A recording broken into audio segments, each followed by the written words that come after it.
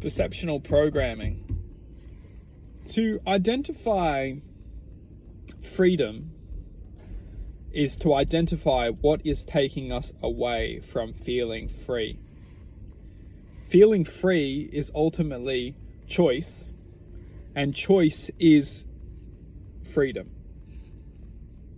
When we start to express choice or take control of choice, we start to implement actions which will cause a reaction.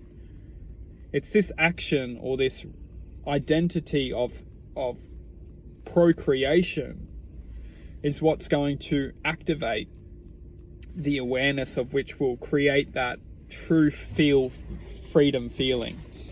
Because if we're just following a path of which is very much programmed within our childhood or programmed between our adolescent years, this programming is really designed to create an image in our heads which we will perceive as freedom. It will create an image in our heads which we will believe that if we follow it, it will create freedom as truth. It's like that image is what we feel to be freedom in our paradigm or our minds. Now, what's very important to comprehend or understand is that this programming is only an illusion. And just like our existence as we know it, it's only a dream. So if we get our dreams or our perceptions of programming which doesn't really care for our true happiness, and you look at social media, you look at TV, you look at most advertisements, you even walk into a shopping mall and you see it. It's everywhere. We are constantly looking at something which is then reflecting back to us subliminally what's going to make us happy. And we don't just do this in our teenage years or in our early, we do this every single day. We gather and interpret what's going to make us happy, what's going to bring us true happiness.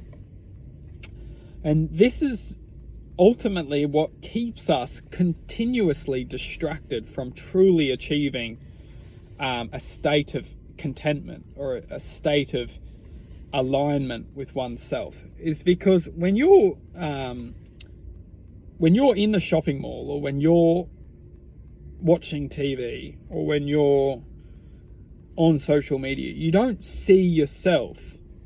And this is the problem, is we don't see ourselves. We don't look at ourselves and go, wow, that's astonishing. That's exactly who I'm meant to be.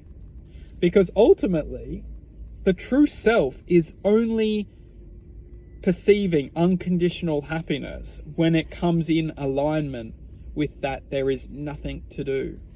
The true self is already unconditional fulfillment.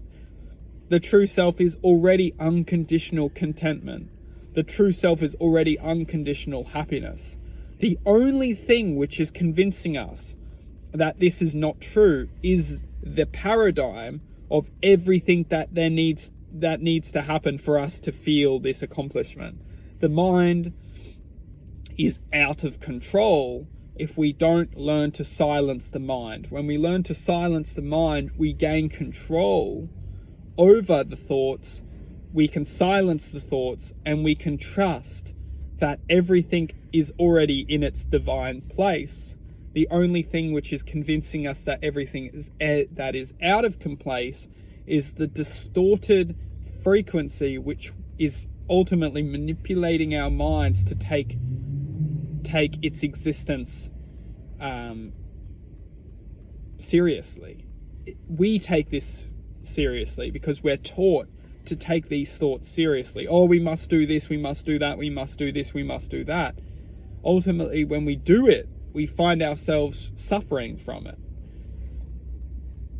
As long as we can formulate self-knowing, self-care, self-awareness, we can start to align ourselves back to the internal guidance where we can form balance of taking this world seriously, because ultimately we live in it. We've got, we need to take ownership for this world, but at the same time, we have this beautiful balance to not take this world for all that is and ever can be, because this is the illusion. The true all that is and ever can be is within.